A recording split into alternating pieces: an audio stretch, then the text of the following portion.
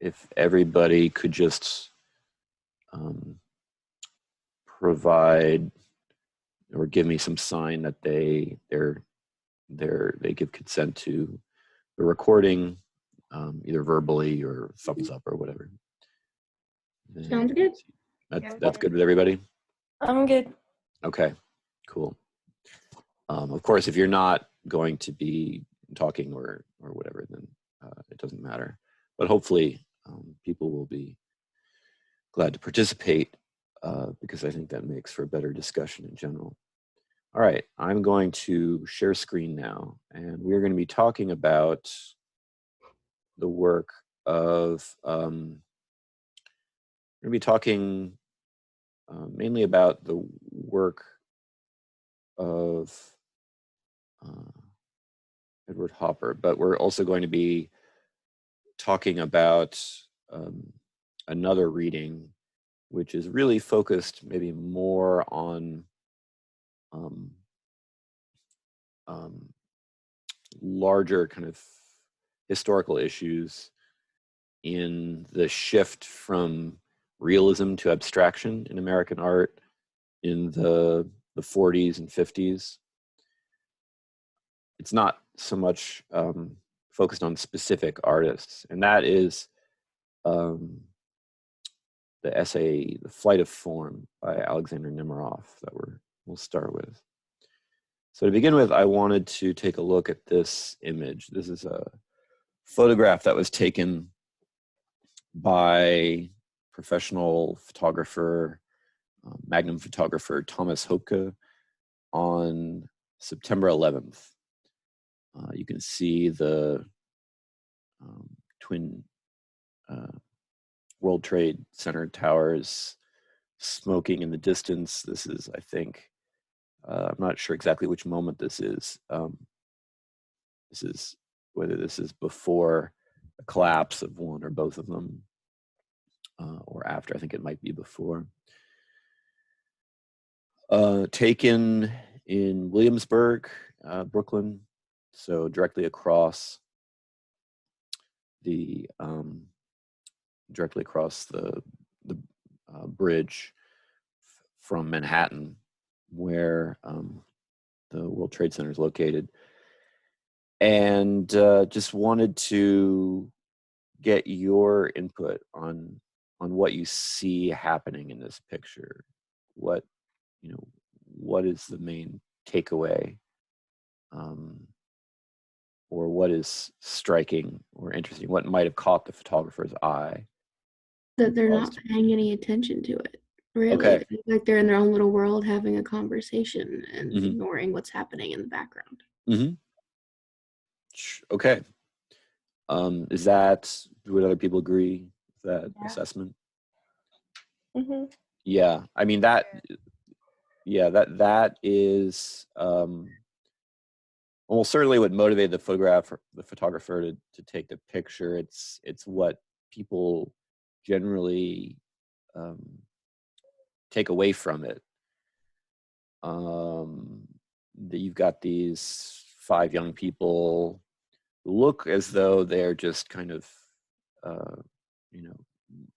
oblivious to what's going on in the background, but from our vantage, from the photographer's point of view, we can see this massive cloud of smoke rising into the air in the background, and we are aware, we know how tragic and momentous this day was in the history of the nation. So there is that disparity there, that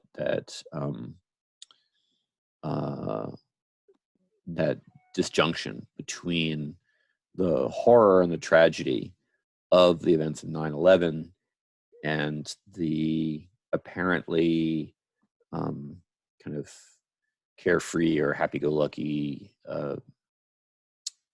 attitude of the people portrayed or the people captured in the foreground. There, May I ask something? Yeah, go ahead. What's the title? Do we know the title of this? I don't know the title. I tried to determine if there's a title. The photographer, whose name is Hopke again, Hoepke, first name Thomas, published a book of photographs about 9/11 and chose not to include this one in the book. So I'm not sure if it's been titled, but it's definitely been reproduced online. It was I'm not sure how it was originally published, but there are a number of blog posts about it. The online kind of editorial publication slate.com reached out to a couple of the people, or managed to get in touch with a couple of the people depicted in the photograph to get their response, because there had been several blog posts written, decrying the callousness of the people, the So people shown this here. wasn't staged. This was people actually having a conversation during 9/11. It was not staged. That's correct. That's a good question, right? This was, the photographer did not ask their permission. That came out in this Slate feature, where I think it was the guy on the far right of the picture, Brooklyn-based artist, and his girlfriend, I believe the woman seated next to him on that low wall or fence there. He testified that the photographer didn't ask for their permission, so it was definitely a candid shot here.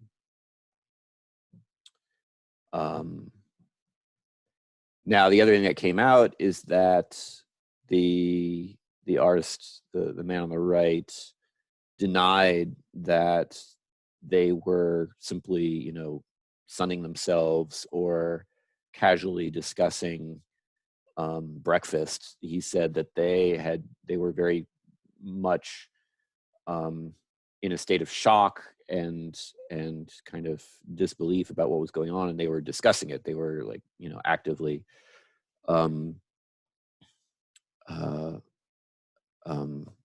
processing the enormity of what was taking place. He described seeing people crossing the Brooklyn Bridge on foot from Manhattan who were caked in the dust from the towers after they fell. And so he strongly disputed any characterization of their attitudes as indifferent or carefree or oblivious. And you can see how the photograph is maybe framed or shot in a way that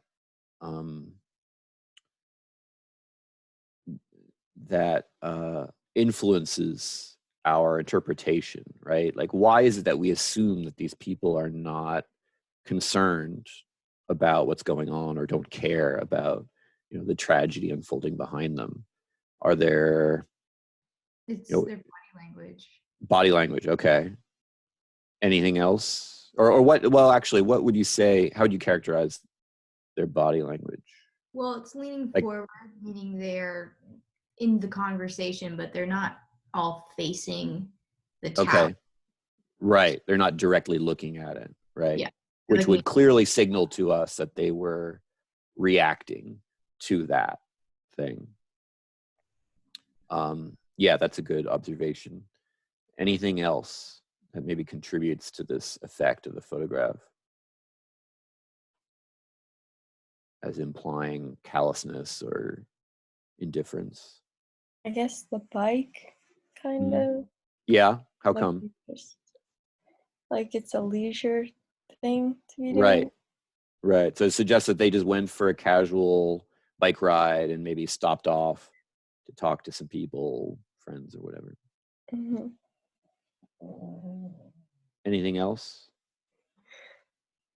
When I first looked at it, I thought maybe it was photoshopped because like maybe they were just chilling and then somebody photoshopped that in the background because Right. like there Yeah. nothing on their faces are like telling that they're experiencing this. Even if they are in shock, Yeah. people would look more shocked. I Yeah. guess. Yeah. And certainly in the days of internet memes where you have these Photoshop backgrounds appearing all the time, that's a natural assumption to make. Um, Same. I was thinking about how the colors made me think it looked like it came from the 80s. okay. The colors of the photograph or of clothing, or what colors specifically? Colors of the photograph and the clothing they're wearing. Okay. Okay. That was just my opinion. Uh-huh. Well, I think related to the question of color, and this is really a um a point that is germane to photography as a medium. Photographers are very attentive to light, right? The effects of light, um, because that's the basis of the form. It's a medium that accurately captures effects of light and shadow and contrast and tone and value and so forth. These are important characteristics of photographic print. Um, so I think another contributing element is the bright, the glowing sunshine um, that illuminates these people in the foreground and contributes to our sense that they are, enjoying the weather, outside for pleasure or for recreation, as Maya suggested with the bike. Um, They were also identified in some descriptions in those aforementioned blog posts as young, and several of them do appear to be young. The artist took issue with that again, the man on the right, and said he was actually 40 years old when the picture was taken, which Hey, take the compliment when it comes. right may or may not fit your definition of a young person. But something also related to style of dress, as Emily was saying, is maybe the impression that the photograph gives that these are younger people uh, enjoying a beautiful, um, early autumn day, and um, the fact that not one of them seems to be looking directly at the towers. Also, you know, reinforces that sense that they're not really paying attention. In support of, or in their defense, I will say, as somebody who was living in New York City at the time that this happened, that people who were not present or didn't live through it, I think maybe received a very different impression of what happened from the media reports, and even more particularly if you weren't, alive or paying attention to, new television or whatever at the time that it happened. 5. What's that? I was 5 when this 5, right? So probably not that clear on what was going on, or and maybe some people who were young at the time were actually sheltered from hearing too much about it by their parents, who didn't want them to be upset by news coverage. But if for me, having lived through it, I can say that one of the things that kind of escapes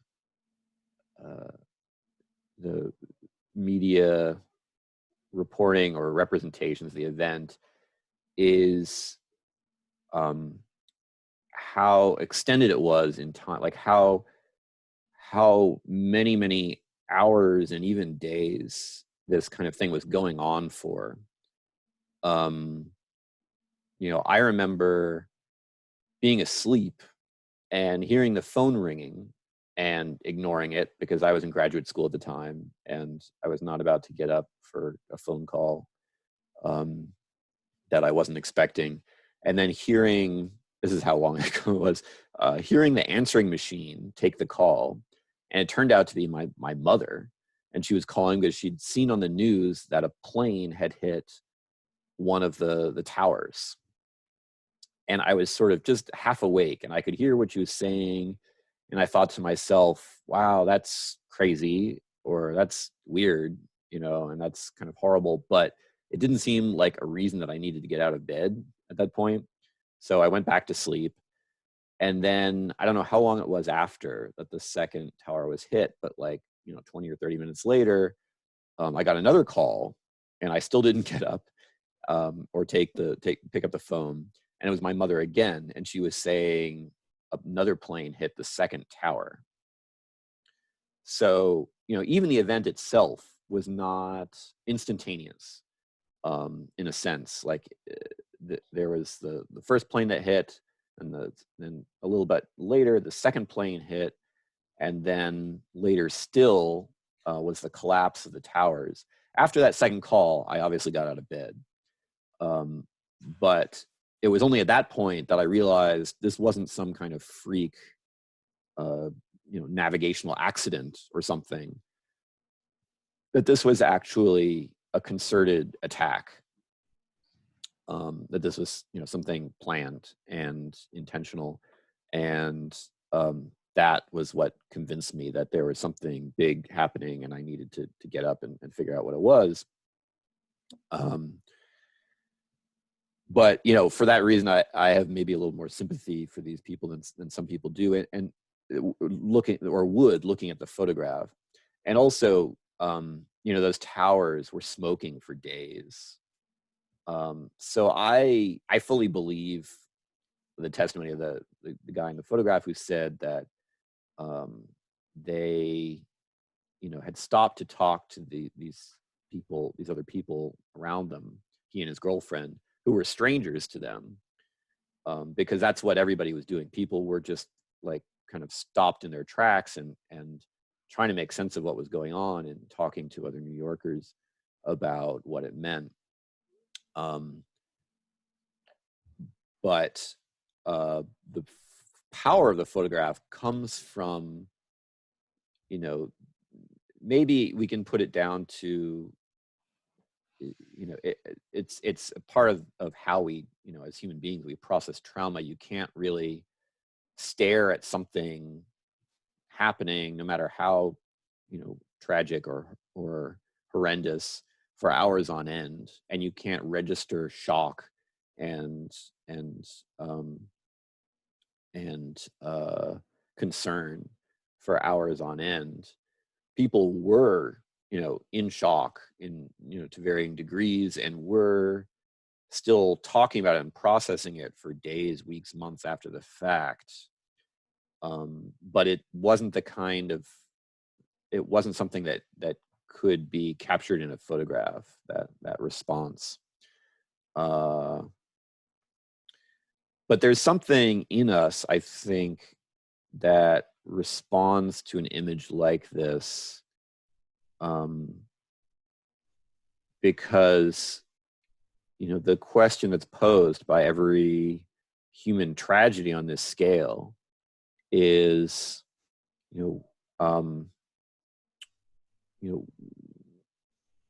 how will things continue? The world will go on, right? And does that mean, or does that require indifference? Does that imply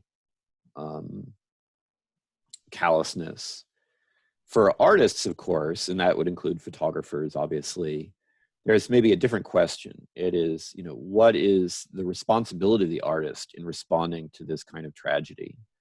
And artists are maybe especially sensitive to that issue, and especially sensitive to the appearance of unconcern or indifference in others, because the arts are often accused of kind of being mere luxuries or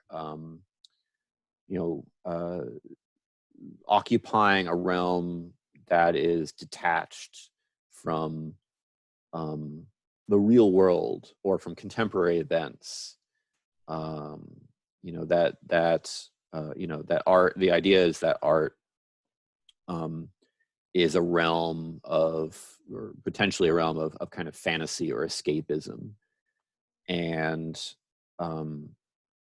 even that there's something irresponsible about continuing to make art in the face of tragedy. There's a famous quote by German Jewish philosopher Theodor Adorno, that after the Holocaust, after the extermination of millions of Jews by the Nazis in World War II, to write poetry seems barbaric. Like, how can art continue to exist in a world, or how can we continue to enjoy art and appreciate art in a world in which human beings are capable of killing their fellow creatures on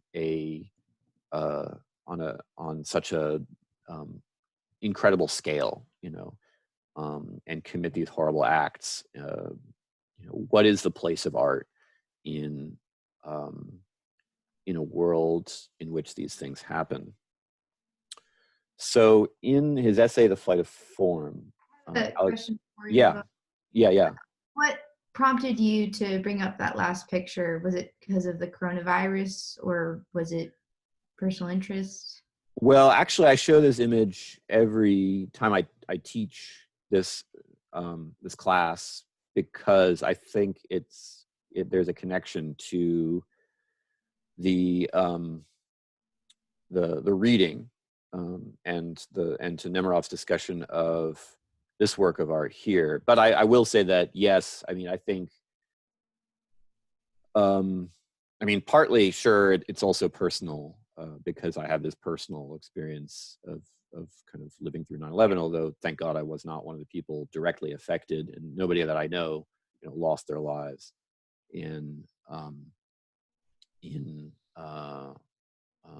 that tragedy. But also, I think against the backdrop of what's happening now, we all might be thinking about these kinds of questions, and it's maybe even worthwhile to when horrible things are happening in the world, it's maybe even worthwhile to try to retain a sense of perspective.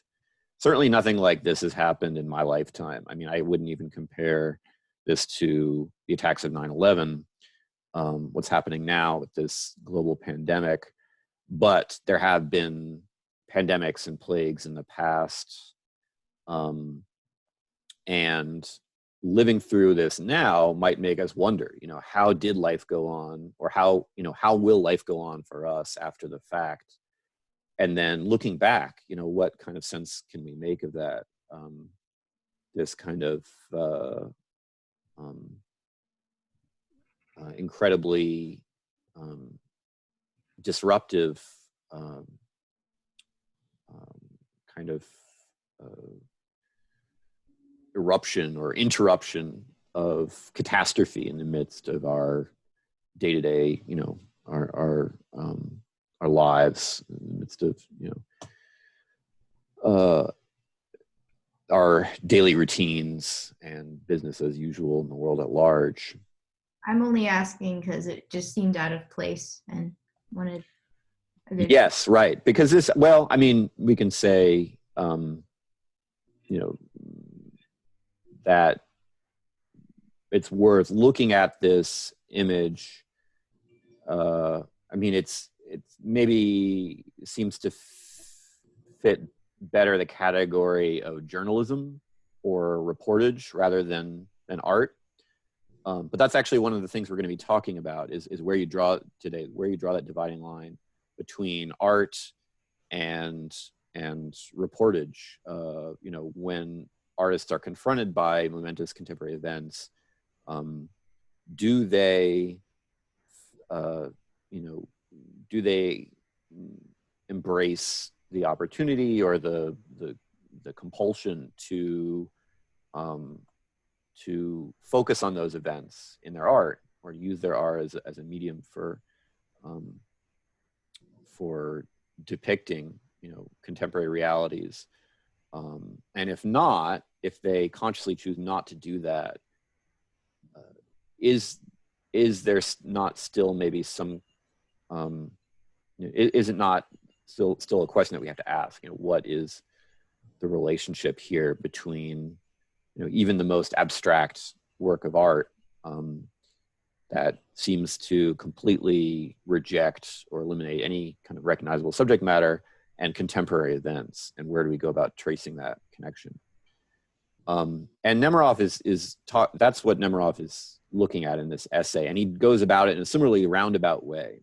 He starts with this painting, which is obviously not a work of American art, even though Alexander Nemerov is a historian of American art. And it's also not from the time period that he studies. So he's known for writing about primarily kind of early 20th century American art. And this painting dates from the 16th century from the Netherlands, and is by a Dutch artist, Peter Brochel the Elder, titled Landscape with the Fall of Icarus. So this is my starting question. What is the connection, if any, if you can perceive any, between, these two images? And the work on the left, the photograph on the left is not discussed by Nemerov. It's not illustrated in his essay. So I kind of taken the liberty of putting this comparison together to see what people make of it. I would definitely say Icarus. This is my reading for my presentation, so I've looked Okay. at I looked at this painting a little too long, but I would say Icarus, who is underneath the ship on the left, right, would represent the same thing as, that little guy. Mm-hmm. Yeah. As the Twin Towers, and how everyone's not really noticing or paying attention. They're all enveloped in their own little world. Right. So by everyone specifically, who are we looking at here? The farmer, the Right. fisherman down here. Yeah, and then the guy with his sheep. The shepherd. Yeah. Right. Right. Yeah. Good. Sorry, go on. That's all. Yeah. Yeah. I mean, that is it in a nutshell. The fall of Icarus, if people aren't familiar with the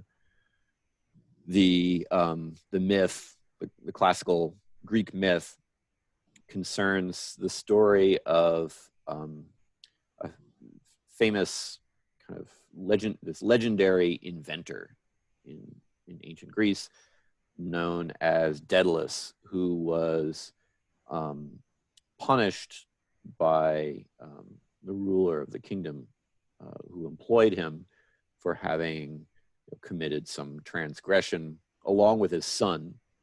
Both of them were thrown into a dungeon. But Daedalus, being this incredibly gifted inventor and engineer, managed to contrive a means of escape. He lured birds to the windows of their jail cell and collected their feathers and used wax from candles or something to construct these wings that he and his son Icarus could use to escape their dungeon. They could fly free and live to see another day. But before setting out, he warned his son to be very careful not to fly too close to the sun, S-U-N, because the heat of the sun's rays would melt the wax, and the wings would dissolve. But his son Icarus, in the excitement and thrill of discovering flight for the first time, was unable to resist the temptation to go higher and higher and higher until he did indeed get too close to the sun. The wings melted and he fell to his death. He plunged into the sea below and was drowned. So, you know, it is a tragedy, a different kind of tragedy maybe, but a tragedy that has taken on particular dimensions because the story is so famous, because it is this famous episode of Greek myth, a touchstone for poets and writers and artists throughout you know, the subsequent history of the West. And so there is this disjunction between this this tragedy, this tragic event that is very famous in literature and in art, you know, and in the realm of culture, and the indifference of people in the moment when it happens. More specifically, these very kind of ordinary people. You know, these are not poets, these are not artists or scholars of ancient Greek literature or culture. These are, you know, country people, the plowman, the shepherd, the fisherman, whose lives are really unaffected by this, just as their lives are presumably unaffected by art or by poetry. But the human emotions awakened by this story don't appear to touch them, and in fact they're completely oblivious of the event itself. There's only this, you know, this tiny little, you know, sign, this one leg kicking out of the water, a very small detail in an otherwise very broad canvas that represents, you know, the event. Everything else just, you know, continues as usual. All right. So Nemirov, you know, is interested in this painting in part because it let me see here. It inspired the writing of a poem by the poet W.H. Auden, to whom, incidentally, I think the Nemirov himself is related, but the you know, the young man shown in this image together with his companion. Let's see, I'm going the wrong way here.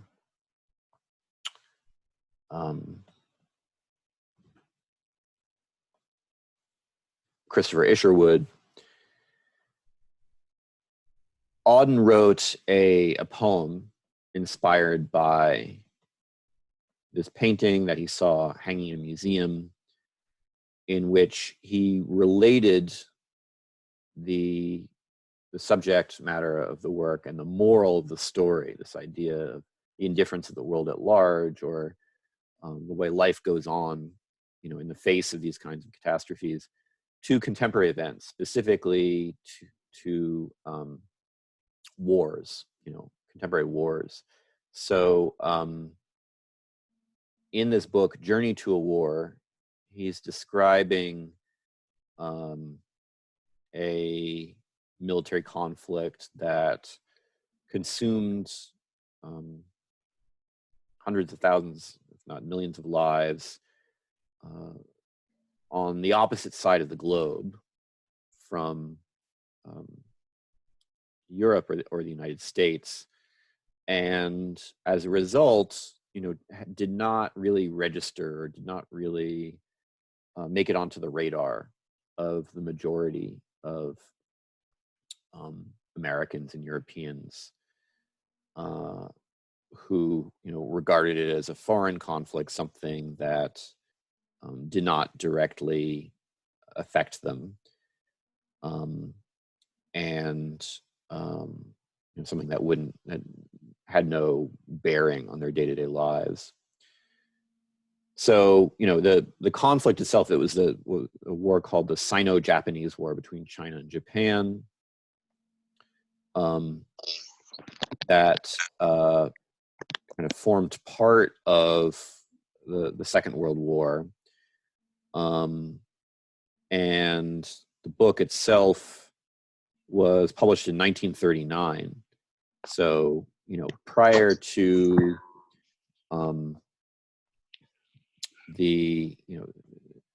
this was at a point in time when most Americans didn't understand the global nature of the current conflict. It was before, this country had really been swept up in the events of the Second World War. And Auden regarded it as his duty, just as a citizen of the world, really to bring this to people's attention, the horrific things that were taking place. So the book consists of a narrative, description of their travels in China, and as well as photographs taken of the dead and the maimed and so forth. And they were juxtaposed, these photographs, in a way that kind of highlighted the horrors of war as a general principle. So rather than taking sides, or rather than making any kind of political argument about what was going on here, Auden and Isherwood were concerned with underscoring the scale of the human tragedy. So in the slide and in the image on the left here, this is taken from a page taken from the book. You have the juxtaposition of dead and wounded bodies laid out on stretchers, captioned "the innocent," with another image of bodies that had been blown up on the battlefield, captioned "the guilty." So death does not draw distinctions between innocent and guilty. In fact, this is one of the crucial natures of the Second World War, is that non-combatants were affected. Not only of course the Jews who were targeted for extermination by Nazis in Germany, but also the non-combatants, the civilian population that was targeted in bombing raids, both on the by the Axis powers, the German bombing raids on Britain, in London, which took countless lives of civilian non-combatants, but also on the Allied side, there were similarly devastating or even more devastating bombing raids carried out on Germany, targeting cities where industrial production supported the war effort, but also kind of indiscriminately killing civilians and laying waste to cities. So Auden, in his own time, the time of the Second World War, is looking back to back through the centuries at this painting as a kind of document of a universal human truth, that when terrible things take place, many people don't notice, many people don't take account of it, and just continue to kind of pursue their affairs. But even though he was not prior to this time known for kind of outstanding political commitments, he was politicized. Auden was politicized by the events of the war, and concluded for his own part that it was the duty of artists to give up art for art's sake, in the face of these kinds of events and lend their abilities and their talents to the needs of the current crisis. Now, this is in stark contrast to, you know, the actual course taken by other artists at the same moment in time. And this is what another thing that interests Nemiroff as a historian of American art, that you have a really kind of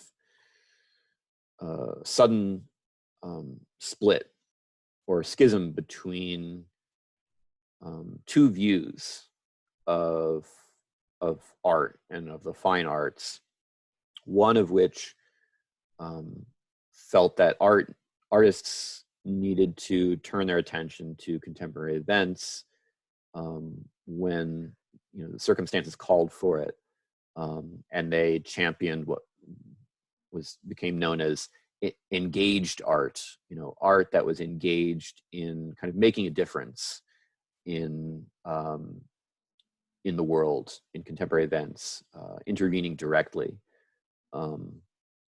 in people's awareness of what was taking place, versus art for art's sake. And of course, modernist abstraction could be called the purest example of art for art's sake. It was even promoted as such by sympathetic art critics like Clement Greenberg, who championed the work of a group of New York artists known as abstract expressionists, and who made the argument that the greatest achievement of modern culture was essentially art for art's sake, art that that concerned itself purely with its own materials and techniques in order to maybe extend the range of human capabilities or capacities of our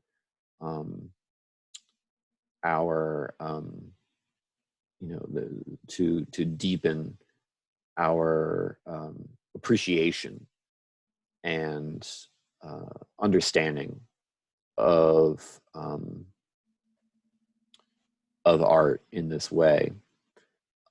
So, you have work by artists like Jackson Pollock, whose work is illustrated here, standing as a kind of counterpoint to Auden's reflections on the duty of the artist in times of tragedy. It seems, to all intents and purposes, that an artist like Pollock has made the same choice, or ended up in the same, falling into the same routine as the plowman or the shepherd or the fisherman in the Fall of Icarus. He is concerned purely with his own craft. He is pursuing the development of his own practice, his own professional practice, at the exclusion of taking up the pen or taking up the brush to confront contemporary reality.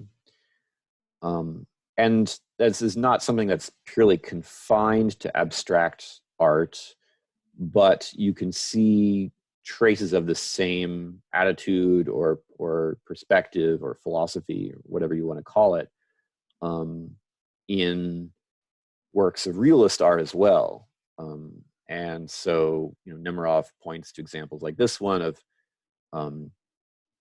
a British landscape painter who is actually recording or representing an aerial battle, a dogfight between fighter pilots in the skies over England, but does so in a way, the connection between these two works could be drawn through the their shared aesthetic characteristics. So it's the plumes of vapor left behind and smoked by these planes as they dodge and weave and strafe one another, that captures the eye of the artist, and that turns this into a painting, into a work of art, rather than a newspaper account or a photojournalist's depiction of war. This is an image of another abstract expressionist painter, Robert Motherwell, and throughout the essay, Nemerov tries to go beyond simply indicating the separation between realism and abstraction, or between engaged art and art for art's sake, by pointing to visual similarities or relationships between these different works of art, in the belief or with the aim of showing maybe some kind of subconscious connection, or some kind of subconscious or almost invisible trace of contemporary reality on even the most abstract works of art. So just to follow this argument, if we were to try to establish any kind of visual connection between these two works, would we be able to find one? And I'm going to ask Katie not to answer this question, since I think she knows how Nemerov would answer it, and I don't want to give too much away. So looking at this abstract painting in the background of the photograph at top, and then looking back down to Bruegel's Fall of Icarus, are there any details in either image that suggest some kind of connection? Everybody but Katie. I'm not really getting any type of connection, but maybe that's because one's more like abstract looking to me. Right. So another way of posing the question would be, are there forms or shapes or lines in the Bruegel painting that suggest a similar kind of abstraction? To me, it looks like the stairs by his feet. Okay, these lines down here. Yeah. Mm-hmm. Yes. Yeah. Absolutely. So you're drawing a parallel between those lines and these forms in the Motherwell painting. Oops. Yeah. That's where I see right. at least one similarity. Yeah. Absolutely. So yeah, these lines, which maybe you can see it more clearly in this larger image here, these are the furrows that are being cut into the earth by the plowman's plow. They interest Nemerov as having some kind of maybe symbolic or metaphorical significance. And it's at this point in the essay where we may feel like he's going a little bit too far out on a limb. I always reach that point at some stage whenever I'm reading something of his. You wonder if he's just kind of seeing how far he can take things, but he points to the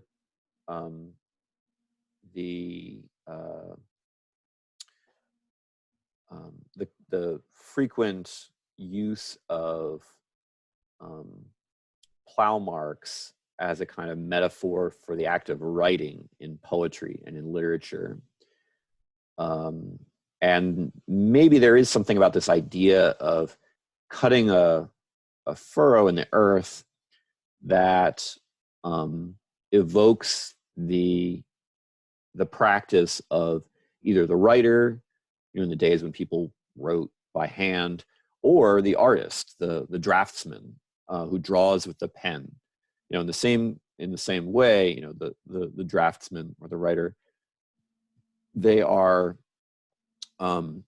kind of drawing these lines, cutting these traces with the pen or with the brush, and the choice then is between becoming kind of fascinated by the qualities of this line, like keeping one's gaze fixed on what one is actually doing here, versus looking at the larger purpose, which in the case of the artist would be, what is it that these lines describe? Whether they're lines of text, or whether they're lines that are drawn or painted in a picture.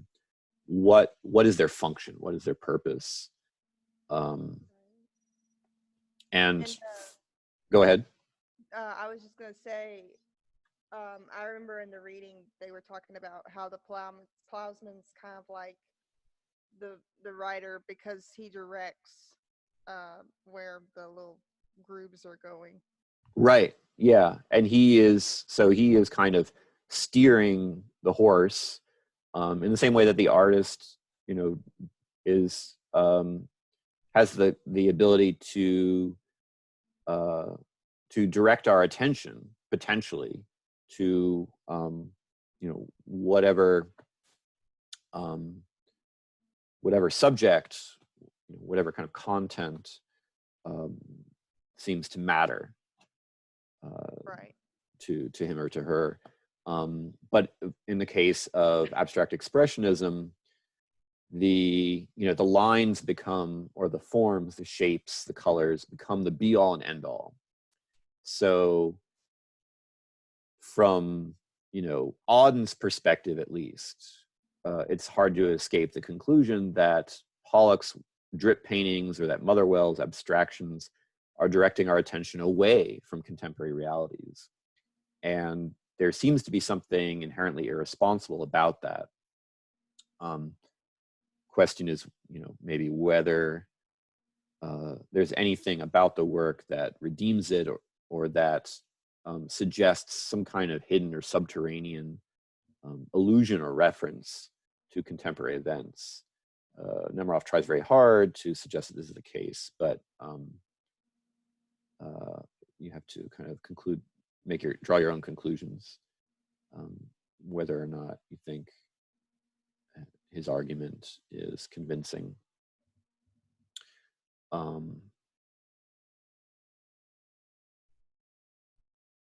So there are many other works of art which could be brought in here to kind of illustrate the same theme. The same theme that people read into the photograph I started with at the beginning of this session. John Singer Sargent's Crashed Airplane, which again draws a contrast between the violence and destruction of war and this other form of life, we could call it, a life that goes on unchanged in spite of these momentous and massively destructive political and historical events. Whatever happens in the world in terms of changes of government or political systems and wars, grain will always be harvested in the same way. There's this idea that there is a kind of constancy both in nature and in a life lived close to nature, a kind of rural life of farmers and of agriculture that continues unchanged and will always continue unchanged. In the present time, we might have reasons for wondering if this is even the case, where we're facing not only things like pandemics, but also environmental change on an unprecedented scale.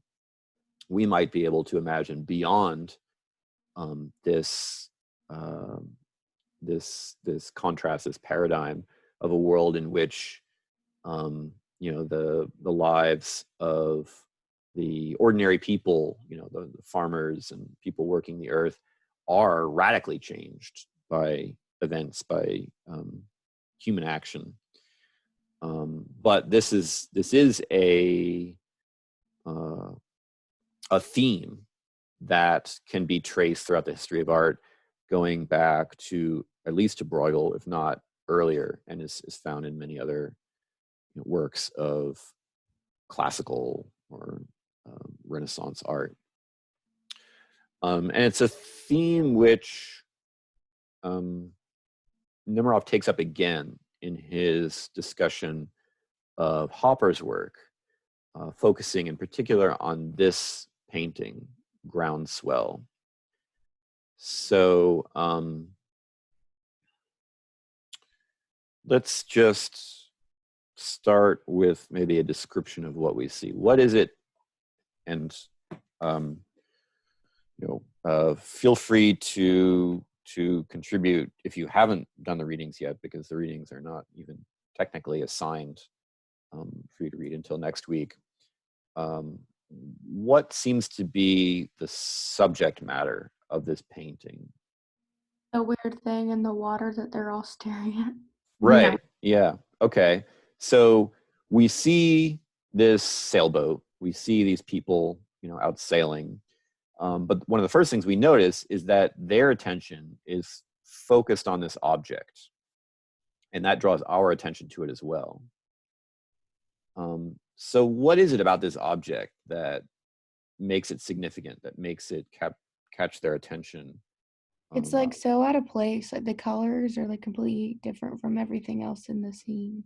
Okay. Yeah. Everything else is sunlit and shining.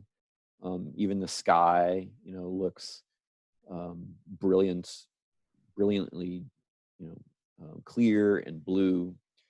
Right. And this shape, this form, this object in the water is dark. And that alone maybe gives it a kind of presence, a kind of maybe even ominous presence.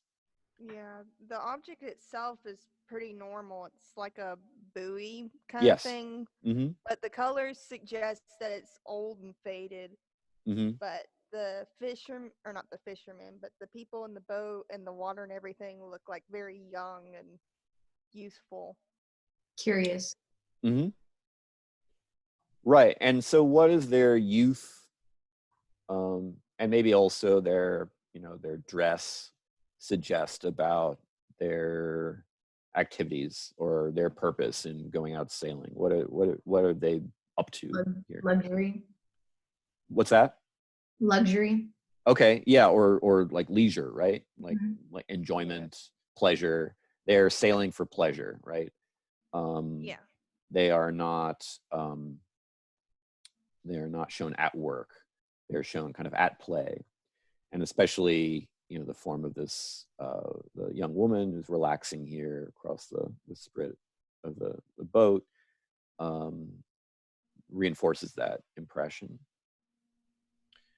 I have another observation. Go ahead. The buoy that they're all looking at, it almost looks like there's a bell in it, as if it's making noise and it's annoying them or drawing their attention even more. Right. Yeah. And that is the function of this kind of buoy, right? It rings and signals to ships or to boaters if it's not visible or not in view, so that they know where it is. So what is the purpose of buoys anyway? Why would they need to ring, or why would they need to be visible? So you don't get hit by them. But in that case, maybe it'd be better just not to put them out there, right? Like It's to show like if there's like a big storm or wave coming, like if it's moving a lot, like you can tell how rough the water is. Okay, so that's one thing. Yeah. And also buoys are often used to mark, where the water is shallow, so that, Sandbars. yeah, so ships don't run aground. So they always serve the function of some kind of warning, the same way that like traffic cones do on the roads, right? Um, they are meant to be noticed. They're meant to be visible and audible as well, so that people who are out in the water don't get into trouble. So they always carry that association, and it's true that in this particular case, the ringing of the bell is related to the movement of the water. And the title of the painting might give us a clue in this direction as to why this is significant. So what is a groundswell? And I don't blame you if you don't know this, unless you learned it from the reading, because I had no idea what a groundswell was before I read this essay either. Don't know. Okay. Anybody who Well, I read the reading and it was because, like, isn't it just like a high point in water? Like it's when the water's going up and down, it's like the up point of it. Like it's related to water. right, you're thinking about the whole discussion of waves and wavelengths, right? In the Yeah. Nemiroff essay. Yeah, there is that. And now that I think about it, maybe I'm not 100% sure it is defined in the reading. Maybe I had to look it up when I was reading it. I no longer remember. But a groundswell is a disturbance in the waters or in the waves caused by a very distant, like earthquake or tremor or something of that sort. So Oh. it it's kind of suggestive of this action at a distance, something happening far off that is affecting the waters close at hand. So when we look at a painting, we almost do hear the bell ringing because we can see it riding these waves. And so that impression that we hear the ringing, the tolling of the bell, which itself maybe carries ominous connotations from other contexts, it reinforces that sense of maybe danger or warning. Here we have a close-up or a detail that I wanted to include just because it's sometimes hard to see the figures clearly in the previous slide.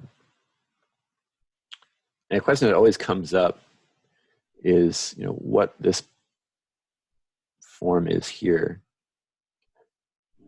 Whether this is a fifth person aboard the boat, or maybe a part of the sailboat itself. I'm not sure if this is addressed in the reading or not. I can't remember. But people always have that question when we're talking about this in class. So Nemiroff compares this work by Hopper to other maybe thematically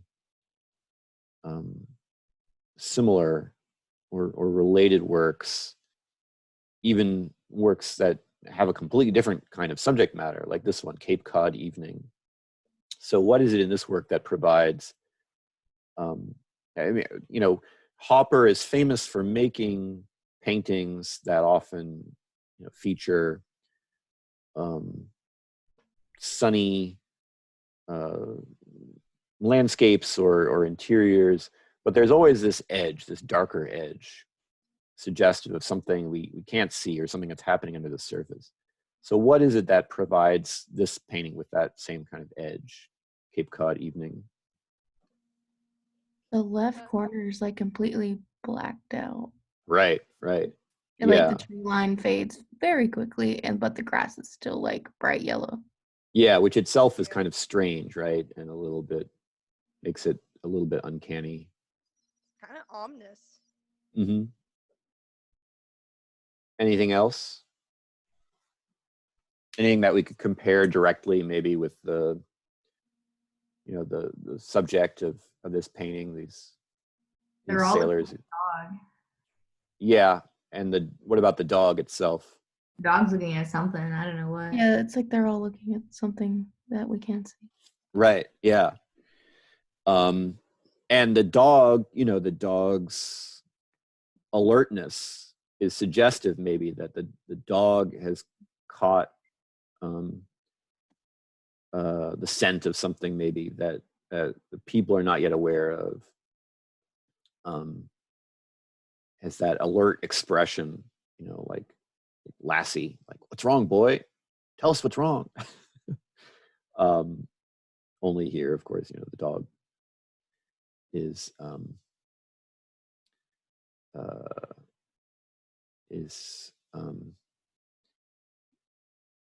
different breed, but that's not important. So you've got this couple who are right outside the house, whose attention, or at least the man's attention, seems to be caught by the dog, whose attention is caught by something that we don't see. And even though it's this bright sunlit afternoon, the light shining golden on the grass or the field, there are these hints that there's maybe something ominous just outside of view. Anything else in the painting that contributes to that sense, that undercurrent of Their faces are quite overshadowed. Mm-hmm. Yeah, and what about like their poses, or what is there any clue provided as to maybe the relationship between the man and the woman, or Not good. or their mood? Not good. Yeah. Where do we see that? The woman folding her arms and the man leaning forward. More, his focus is not on her, it's on something else, and they don't almost acknowledge each other. Yeah. So there is also that sense that the threat or the trouble could be coming from the outside, or it could be something internal to their relationship. They do not seem to be getting along. Her body language, as you said, expresses her unhappiness or her discontent, and his body language expresses that he's ignoring her. So we don't know exactly how to interpret the painting. The artist Hopper seems content to provide us with different alternatives or options, depending on whether we see the trouble as being rooted in their interactions, in their marriage, maybe, or whether it's some kind of external or physical threat, or maybe the idea is that these two things are kind of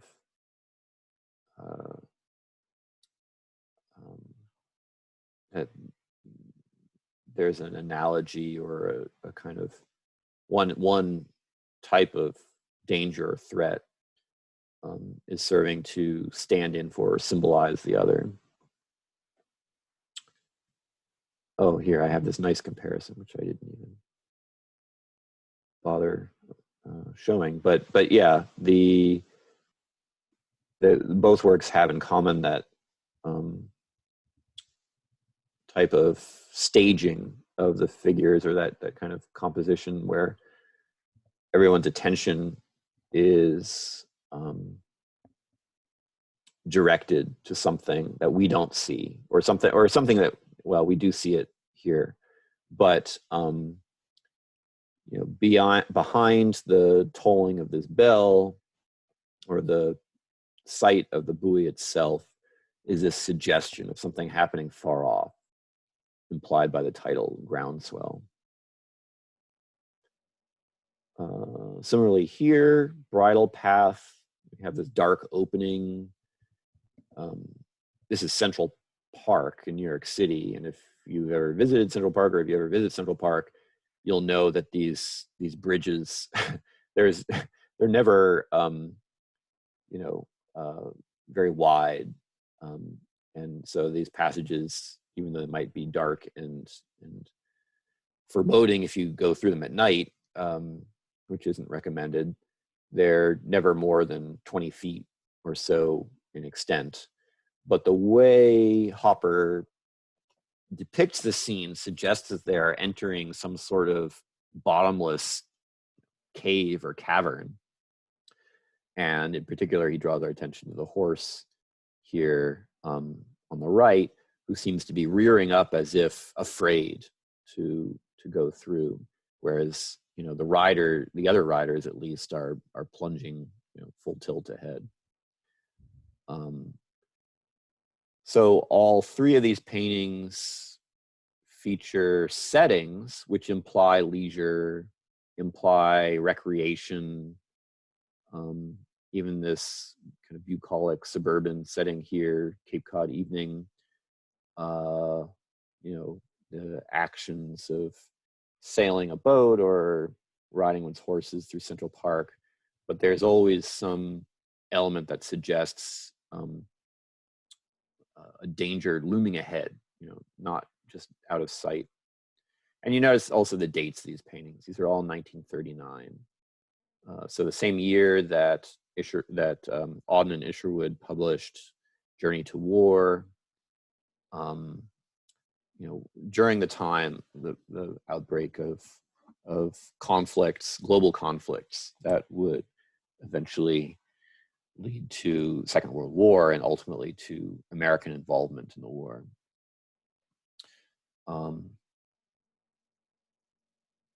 So this is really how Hopper reads the painting, and he performs his usual little kind of sleight of hand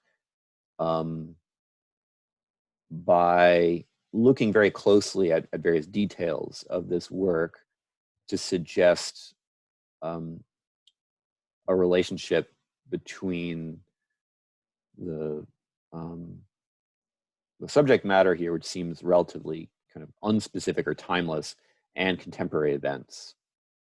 So one of the connections he draws is between the buoy and the way it attracts everybody's attention, and the function of radio in American households in these years. The radio, this is before television really catches on. The radio becomes the focus of family entertainment and attention and togetherness, as can be seen in countless images, photographs, advertisements, some of them, of families gathered around the radio set that date from this time. The same way that we would, be familiar with images of families gathered around television sets from a couple of decades later on. But this was a new thing, relatively new thing in America. The presence of this technology within the household. It was also a new thing in Germany, and it was, some historians have made the argument that Hitler could never have come to power if it weren't for radio, which transmitted his voice and his speech making into every German household, and made him a reality and a kind of personal, a figure who could be personally kind of related to or looked up to by ordinary Germans. Hitler was also a master of the medium. He was very theatrical and dramatic in speechifying, and so those qualities were magnified by radio.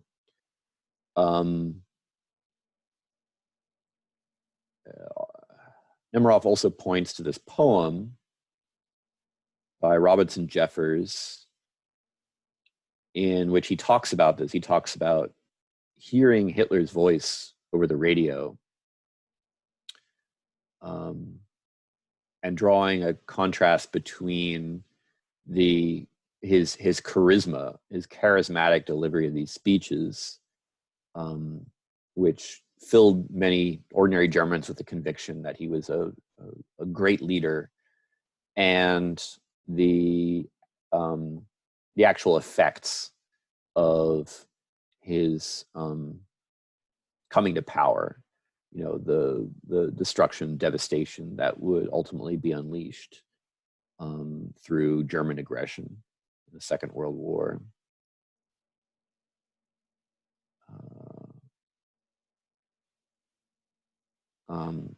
And so how does Nemeroff support this argument or this idea that the buoy is a radio, that this groundswell is a kind of metaphor for the events taking place in Europe, the Nazi party's rise to power in Germany, the German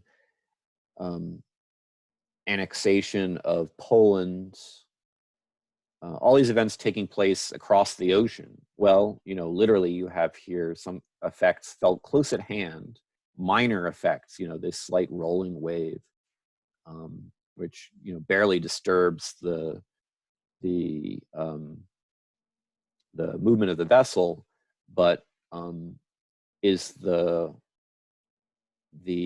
sign or the symptom of something momentous, something literally earth-shaking, an earthquake taking place, you know, someplace thousands of miles away.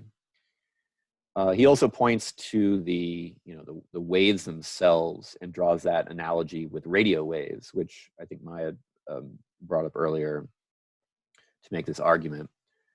But there's one other thing that and you know, as usual, just going, when I read Nemeroff's interpretations of the visual content or the visual connections between works of art, I'm not always convinced, but he always in the end finds a way to convince me. I think if there's a reason to believe that Hopper might have been thinking about radio and might have been thinking about the function of radio in bringing Americans news of these wars and these conflicts taking place halfway around the world, it's because as an artist, and specifically as a painter, Hopper found himself in direct competition with these new technological mediums of communication and entertainment. And for Hopper, you know, one of the key problems was, you know, in 1939, how do you get people to stop in front of a painting and pay attention to it and take time over it when it's so much easier for them and maybe so much more natural for them to be distracted by what they're hearing on the radio or what they're reading in the newspaper? What is the place of art or the fine arts in a world in which everybody is constantly being addressed by the mass media, and in which the world has become a much smaller place thanks to telecommunications? So he also brings in this painting as another way of, or as offering another example of how these technological changes influenced and impacted and were reflected in Hopper's work. So what is our takeaway from this painting? How do we connect this work with our previous discussion of groundswell, and or just to start from the beginning, what what is really the subject matter of this work? What is Hopper drawing our attention to here? There's something on stage that we can't see that everybody seems to be watching. Mm-hmm. Right. And what Not is really that? sure what the lady's doing. Okay. Well, what is it? Yeah, what is it that the people seated in these rows of seats are looking at? Probably a performance of some kind, but I'm not really sure what. Looks like a movie theater. Right. Yeah, so that bright area of kind of greenish or black and white looking shapes is just this tiny sliver of a movie screen, and the people are seated in a movie theater, which might help us to identify the function of this woman here, shown on the right, who occupies as much or more of the picture as the movie screen on the left. Any guesses as to what she's doing here? Looks like she's on the phone. Okay. Her boyfriend. I'm looking to see, I don't think I have a detail. If I could magnify this, it would probably be clearer. But it seems to me that her hand is resting, that her head is basically kind of resting on her hand, is what that gesture signifies. Also, don't forget, this is 1939, so Yeah. long before the invention Yeah, I get that. But it's of phones. so But it does, funny. right. Yeah, that would be our natural impression if we saw it today. I kind of imagine that what happened is she went to the bathroom, and when she went back, her seat was taken. Okay, which would explain her looking upset, right, or unhappy. But I imagine that she would have the courage to demand that person relinquish her seat. I would like to think that she would.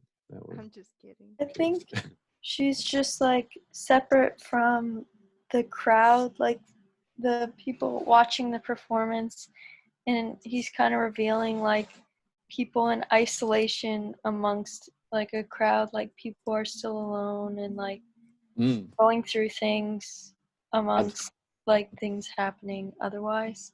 Absolutely. Yeah. I mean, this is such a common theme in Hopper's work, this theme of alienation, of a kind of isolation, like a psychological isolation, even in the midst of crowds, or even in the midst, whenever you see couples in Hopper's work, they never look happy. They're never like laughing or getting along, or holding hands. They're always looking in different directions or looking, miserable. Like, yes, they're together, but they're really alone. Like deep down, they're alone. Sounds like he had some relationship issues. Yeah, I think probably. Right? He's experienced some. Well, he was married, and I mean, to all appearances, happily married, but appearances can be deceiving. He was famously devoted to his work. He was kind of iron-willed in his refusal to be distracted from his art. And what that meant in his case, as in so many cases back then and probably still today, was that his wife was left to deal with everything else. He insisted that she take care of the running of the household and so forth, so that he would have all his time available to devote to painting. So, it's a condition that maybe Hopper diagnosed as especially common in modern society, but it's also maybe a condition he sought out or brought upon himself. All right, so maybe it's not important exactly what she's doing here, although I can tell you something that might not have captured your notice, or might not have been so easy to identify. For those of you who aren't familiar with the kind of old-fashioned movie theaters, but if you look closely at what she's wearing here, these pants with these stripes going down the side, this is like a uniform. This is not the kind of thing that people Military? wore. No, Is she just like a worker there while we're also yes, watching the movie? Oh, okay. exactly, yeah. She is an usher. So, we understand a little bit what she's doing over here. She's not watching the movie. She's probably seen it a million times. She is working. They're enjoying themselves. They're having fun. She's working. But the setting is important too. So we've seen this before. We've seen these scenes of alienation, isolation in Hopper, hundreds of other works. But the setting is what maybe makes this painting most interesting. You have the composition split in half, basically. So there is literally a wall kind of between the woman who works there, the people who are enjoying the movie. That's one kind of division set up by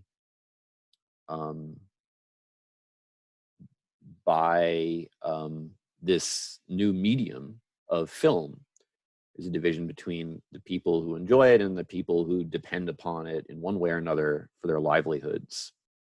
So it's a kind of class division between the workers and leisure society, or people who have the leisure to enjoy these kinds of things. But there's also a sense that when we are sitting in the movies, even if we are watching it surrounded by other people, we are alone. We are as alone as ever, or more alone than ever, because we are not interacting with them. We are interacting with what we see. Our attention is totally captivated by what's happening on the screen. And that's true in these other works as well, that the focus of attention not only brings the figures together in a way, I mean, it unifies their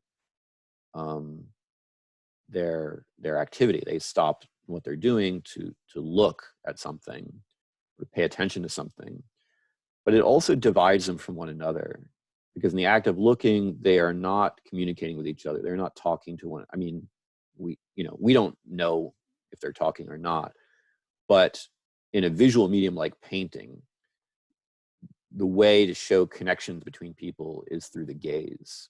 And when they're not looking at each other, then that reinforces that sense of alienation, which kind of gives the lie to these happy pictures of families all gathered around the radio. We might imagine that for Hopper, who has dedicated his life to painting, and whose whole professional existence depends on professional success depends on finding ways of tearing people away from newspapers and radios and so forth. We can well imagine that he would have had a kind of negative attitude towards some of the effects, at least, of these new technologies, and specifically the way in which, by attracting everybody's attention to something that is that takes up time, whether it's a radio broadcast or it's a movie, by holding people's attention fixed, it prevents people from talking to one another or interacting with another,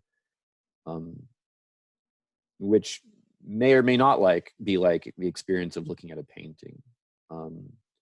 Paintings, at least, they don't change, right? So they don't require that kind of continuous, undivided attention. It is possible for us to have a conversation in front of a painting and about a painting in a way that wouldn't be true if we were sitting in a movie theater together or listening to the radio. So I think I'm going to stop here for today. There's more in the reading that we haven't discussed, but there's no need to go through all of it. And in any case, we have the upcoming presentations to look forward to that I'll be posting on Monday, assuming that I get everybody's in time, which I'm sure I will. I just sent you mine, Seth. Awesome. Thank you. Yeah, and we sent ours, me and Emily Hughes. Oh, okay, great. So I guess I just have to check my email then. I am behind the times, behind these new technological mediums of communication like email. Okay, high five, we did it all. You did it all. Awesome. On time. All right. So any questions about anything practical Next or week, impractical? Yeah. the Easter break. When is Easter break? So Easter breaks technically starts Wednesday, I think. So will we have a Zoom or no? So no, I'm going to honor the holiday. Seems like the right thing to do by not holding class. And so in my email, I think I sent this out in the email, I explained that I was going to be pushing forward or pushing ahead some of the upcoming deadlines. So I will be posting the presentations and quizzes this Monday, but they won't be due this coming, the following Sunday. I think that's what I worked out. Let me just see, take another look at the syllabus. Yeah, so I'll be posting these quizzes on April 6th, but they're not actually due until April 19th, which is kind of weird. That's a very long time. But they are sort of longer readings, so maybe it's not the worst thing in the world. I just hope people don't put it off to the last minute. So I'm going to encourage people to try to get to them earlier rather than later. Okay.